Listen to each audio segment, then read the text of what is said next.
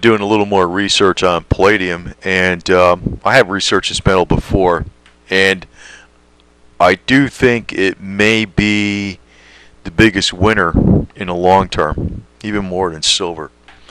And it's not really something that's so much of an opinion, but that's just how I see it. This article is talking about it may become the most precious metal again. I know they're showing this chart, and it was 2001 when palladium actually reached more than 3 times gold. Palladium was $1,080 an ounce, gold was $300 an ounce, and platinum was $715. And of course it crashed.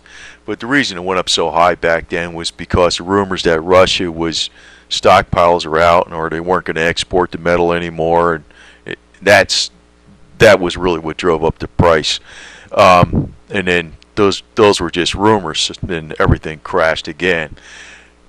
But the reality to the landscape today is it looks like Russian stockpiles are actually depleted. I know they were rumored to be depleted or almost depleted back in 2009. They're said to be depleted now again in 2011. But I'm going to go into something else where I think even if they aren't depleted, Russia probably will not want to export the metal like the way they did in the past for another reason. I'll get into that in a second. In a few minutes, I mean.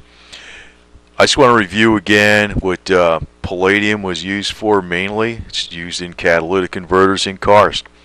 But it does have a widespread usage. I know about 50% of it goes into cars, catalytic converters, but it's used in just about all electronics, cell phones, computers, you name it. The monitors, LED monitors. I know silver's in all these things too, but palladium's in all the electronics also in smaller quantities, but palladium's extremely rare. It's also used in hydrogen production, hydrogen purification, even in photography like silver, but for more high-end photos that you want to keep for like 100 years, that type of stuff. Now, this chart is a chart here we're looking at. It shows China is now #1 in automotive production. The vehicle automotive production globally is going up. Even in the United States, vehicle automotive production is increasing again, but in China it's increasing much faster. I think it was up 39% in one period in 2011. So China is the #1 producer of automobiles in the world, followed by the European Union, followed by Japan, followed by the United States. So even though palladium and 50% of the usage is for automobiles, everybody in the world wants to drive a car. So they got the Cherry now in China, and they got the Nano, I think it is, in India, and Brazil. They're producing cars locally and all this type of stuff. And you can see them down here. They're a pretty good sized producer. So even though it's 50% of the usage is in cars, there's a big automobile market all over the world, and they're using more and more. So there has a couple. I don't want to go. I will show you something. Without getting into this whole article, I'll just post a link. But something I thought was very interesting. This was in 2010. Demand breakdown. Automotive, which you could see is, well, it's more than 50%. Total 2010 demand was 8.5 million ounces. The mine supply is 7.3 million ounces. So they had a deficit of 1.25 million ounces, which is made up by the Russian inventory. Keep that in mind. 2011, the total demand 11.5 million ounces. Big difference. You had 8.5 million ounces, right? Now you're 11.5 million ounces. So it went up 3 million ounces demand in 2011. Mine supply, same thing, 7.3 million ounces. So the deficit, now there is some recycling coming out. There's more recycling. The recycling's a little higher, but still it's very small compared to what the mining is. Very small. the deficit instead of for the palladium shortfall is 3.75 million ounces for this year. Doesn't make any sense why the price is down. I know I've read about the Japanese earthquake tsunami that cut down automotive production, but these are supposedly hard numbers. The demand is way up. The deficit for the material is still there, and now the Russian inventory is supposedly depleted, gone. It's not, maybe it's coming from this year, but it's done. So what can happen in the future? I would think there's going to be a price explosion in this metal. This year, again, they're talking about palladium prices were hit hard in 2011 by Japanese earthquake and tsunami, which happened in March 2011, and it closed the big automotive manufacturers, Toyota, Honda, and Suzuki. Now that's the reason some people are saying why the price is down. I know actually most of the price depreciation occurred because of in September due to the margin rate increases. Okay, and I don't want to be hard and cold about just talking about this. I know the Japanese tsunami and earthquake was very terrible, and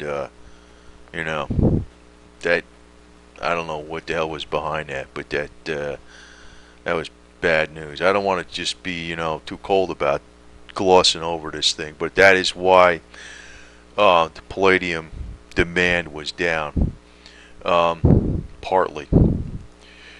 A relatively new and emerging end use of palladium is the fuel cell technology. Fuel cells combine hydrogen and oxygen to produce heat, electricity, and water. So in the future, if fossil fuels become too rare, and there's some other type of technology when they're using in some type of combustion engine, it's probably going to be hydrogen. It's probably going to be hydrogen or hydrogen to oxygen fuel cells or something like that. And palladium's going to play a major role in that, in hydrogen production, hydrogen purification, hydrogen storage. It's the only metal they can actually use. I'm going to point out another use of palladium, and I read this somewhere else. This is on I'm going to post these links. This is on some Tesla site, so Tesla school, and I think this might be a little bit too futuristic, but it looks like the American military is successfully creating metals that can change shape and have a memory and an energy field. And what they are composed of, it's a ferromagnetic polycrystal material, which means it's an iron and palladium polycrystal material.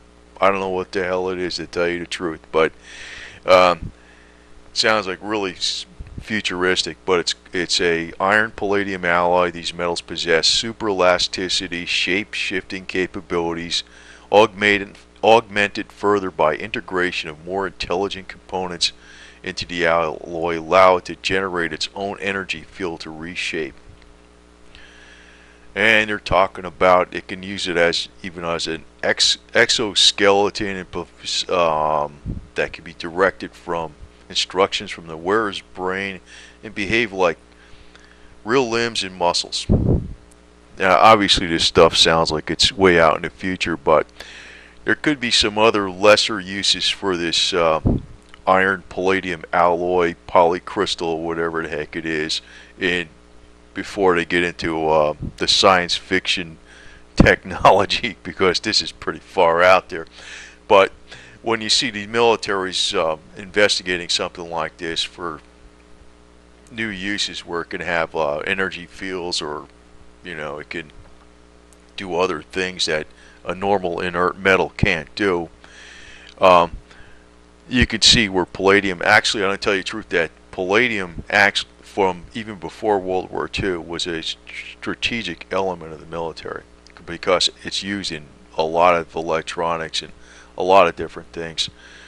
But considering this new usage where they have this iron palladium polycrystal, whatever the hell it is. It has a memory and stuff. Sounds a little crazy to me, but there could be some new uses out that it could become a lot more important than it was in the past.